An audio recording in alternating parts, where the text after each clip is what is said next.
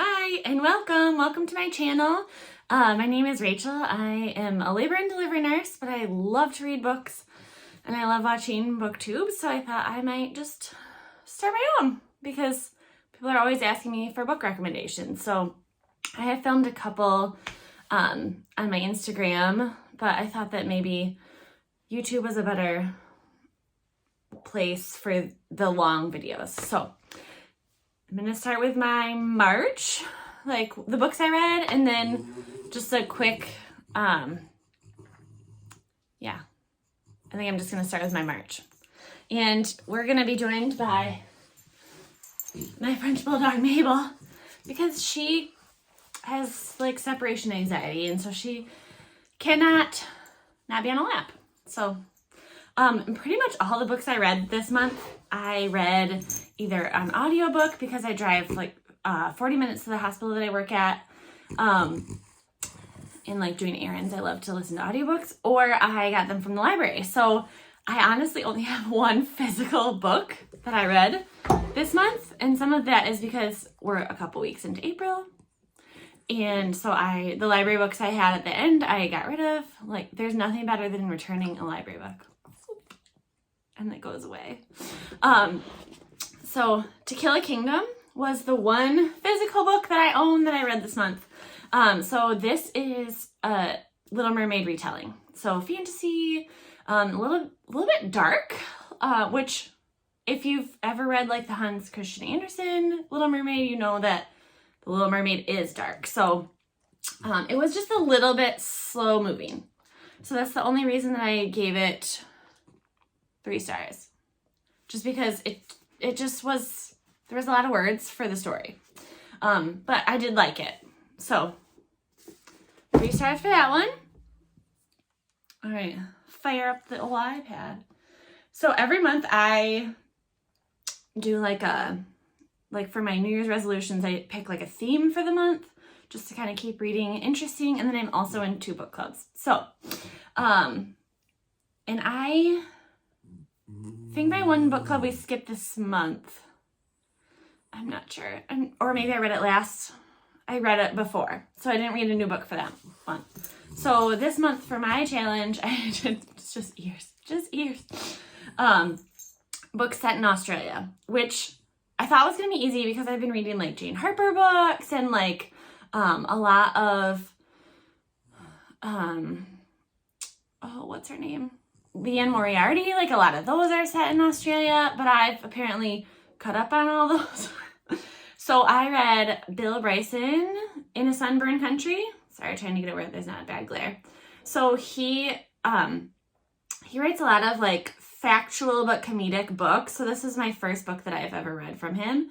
But it talks about like he's apparently traveled a lot in Australia, and so he talks about like the country, like how dangerous it is, the people, like kind of the history behind it. I thought it was good and entertaining, but it was a little lengthy. Like there were times where it was like, oh my gosh, this book is still happening.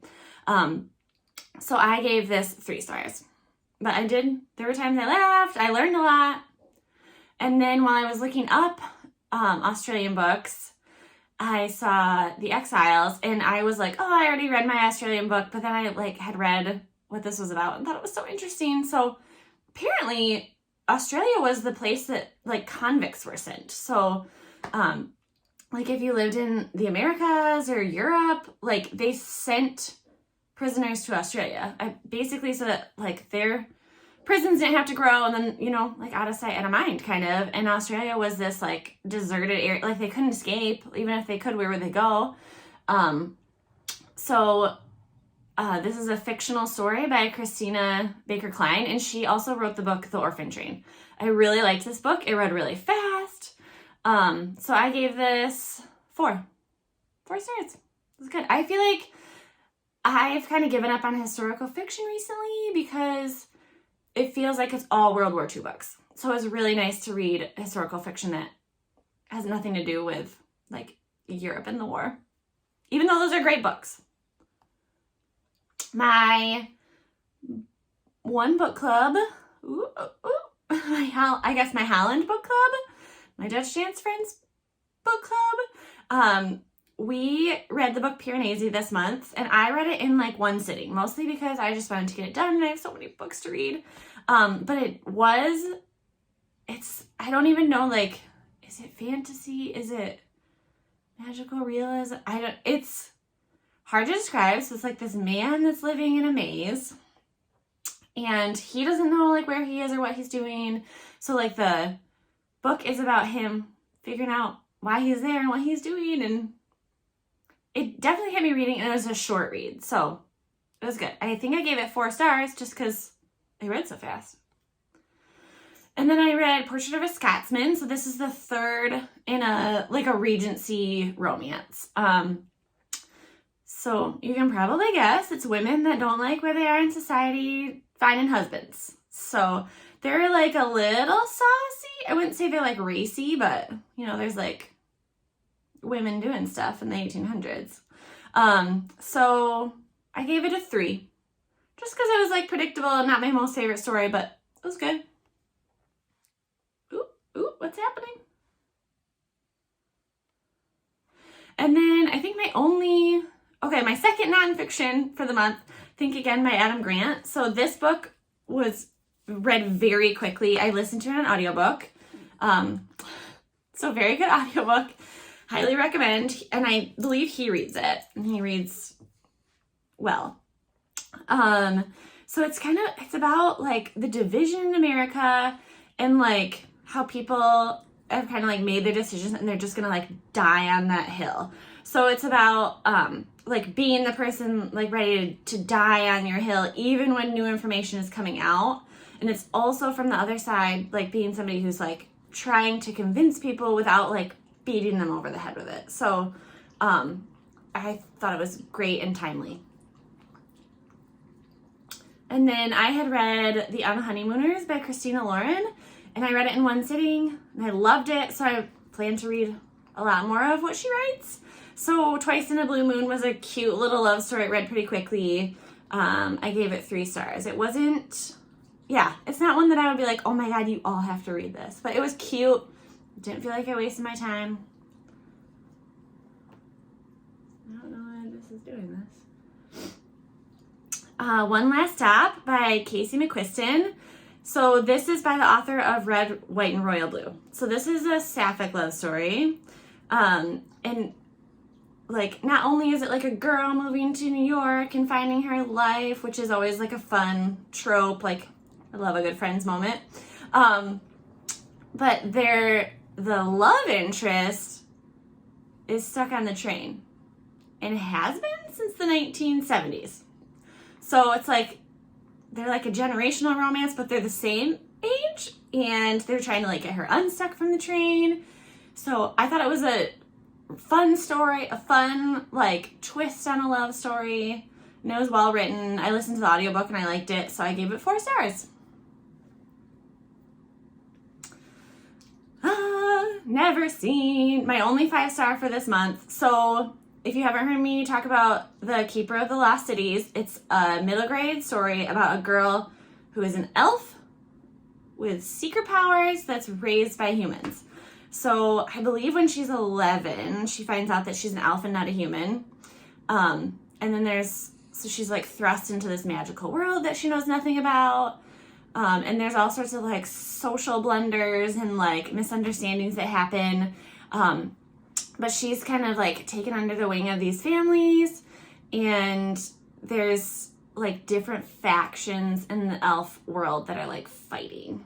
So she's like thrust into that, and she's kind of a key to some of it. So very good. I believe this is the 4th, maybe the 5th book in the series. It's so good. It reads so fast. Like, it's like thick, but it reads so fast. And other people must be reading these right now because I can never get them at the library. So I think I need to have like 4 more to read in the series.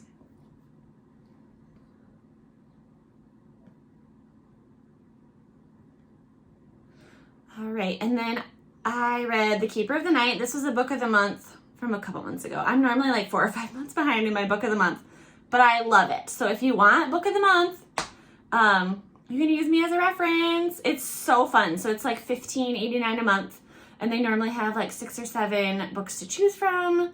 A lot of times they're like either debut authors or they're like just kind of like lesser known authors, but not always. They're very good. And if you do like, I think it's like a year's worth of subscriptions, you become a BFF, and then you get like an extra book for your birthday, and you get to pick like one of the like award winners at the end. So there's 2 months that you get 2 books and one of them is free, and it's so fun. It's always so fun when your book comes for the month. So unfortunately, this was one of the worst I've gotten recently, which does not reflect on the other books. And I liked the atmosphere. Like, this is a fantasy, like a kind of a dark fantasy. So I liked that. I liked that it was set like in Japan. Because that's a culture I know almost nothing about. But the story didn't move, and it was kind of like predictable at the same time. So I gave this a 2-star. I almost DNF'd it, but it was reading fast enough that I just finished it. And then I read The Gathering Storm, which is number 12 in the Wheel of Time series. So if you don't know about the Wheel of Time series, I highly recommend the Amazon Prime show. There's 1 season. It's very good. It's like this epic fantasy, and it's like good versus evil, like the world's gonna end. And so the original author like set up this story and then died after book 11. So it was supposed to just be book 12 was supposed to be the end, and then Brandon Sanderson, who's very well known in the fantasy community, took over the story writing. Like, the story was there, he just took over like the book writing, and took the last 1 book and made it 3. And there is so much like information that I cannot imagine. I mean, it's like 3,000 pages is what that final book would have been if they didn't break it up. So The Gathering Storm is, I think I gave it 4 stars, which is very high for what I normally rate these books. And I'm like so deep in that I'm finishing them because I was promised that they get really good at the end. And they do. So if you are in for a 14 book series that at times is quite dull and a lot of traveling, then you might like this series. The last 3 books are very good. But if you don't like to read 900 pages in a book, The Wheel of Time on Amazon Prime. And I think it's going to be really good. So I gave this 4 stars. And then I also read book 13, which is Towers of Midnight. And again, I think I gave it 4 stars. Like, these books were so much faster moving with the way that Brandon Sanderson set up the story. Just like the way that he changed the chapters. Like, you kind of flip between perspectives a lot sooner than you did with Robert Jordan. And there's less, like, frivolous description. And I feel like you don't really have to do any more world building. Like, stop world building. We're 13 books in. So, very good. Very good. And I did finish the last one. So, that will be in my April review. And then, and then I continued with the Court of Thorns and Roses series. So, Court of Wings and Ruins. So, lots of vivid battle scenes and romance, a little spicy. I think I gave this one a 4. So, it was good. The plot kept moving. This series starts with the Beauty and the Beast retelling and then kind of like spins off of it. So, it's like fairies and warring factions, and it's good. And then I read, this is book like 3.5. So it's not like a full story. It's shorter. Like, I think it was like 6 hours in an audiobook. This, I think I gave it 3 stars just because it felt like it was just kind of a throwaway to the fans. So I don't think that you need to like read this book for plot if you're going from book 3 to 4. I haven't read 4 yet, but I read this just in case I was going to miss anything. And yeah, it's just kind of like a little love story it's like a Christmas story, basically. My cat is getting crazy.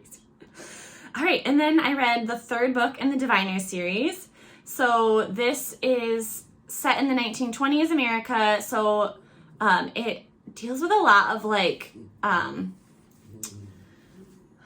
a lot of like racism issues because there's some Black characters and they're treated very differently. It deals with women and how they're like second-class citizens, and then it deals with a lot of like eugenics. So it's like kind of building up to like Hitler era. And so there are these people that they're part of a government project and they have magical powers. And so this is the third in the series, and we're like leading up to something like the King of Crows is going to come and like destroy the world, basically. So this was a great book, fast moving, moved the plot along. So I gave it a 4. And then, if you can't tell already, fantasy is my favorite genre. So Strange the Dreamer is a book about, there's this orphan boy who, when he was little, he knew of this like fantastical magical city. And one day while he was playing, he suddenly couldn't remember the name of the city. And then he, was wiped from his memory. So then as he's growing up, he's like trying to find this name and trying to learn all about the city. And the city's name is like replaced. Like no one remembers what it used to be. And then one year when he's like 18, probably, a delegation from the city comes to where he is living and is asking for like builders and alchemists, and like they have a problem with their town, but they won't tell anybody what the problem is until they get there. So Strange gets himself invited on this delegation, and then we find out what the issue is, and chaos ensues. No, it's a very good book. I'm currently reading Muse of Nightmares, which is the follow-up, and I really liked this story, so I gave it a 4. And that appears to be it. So those are my books that I read. I read 16 books in March. And then in April, I am super excited because I took my TBR books and I did a random number generator and picked out of them. I think I picked 5 books because I always end up going to the library or having book club books to read, and it just gets out of hand, and I would really love to read this stack that I tell myself I'm going to read one month. So I've got really good books that I'm excited about reading, and I finished Cast from a book club. And yeah, so I'm really excited about April, and I'll pop on here in a couple weeks and tell you about April.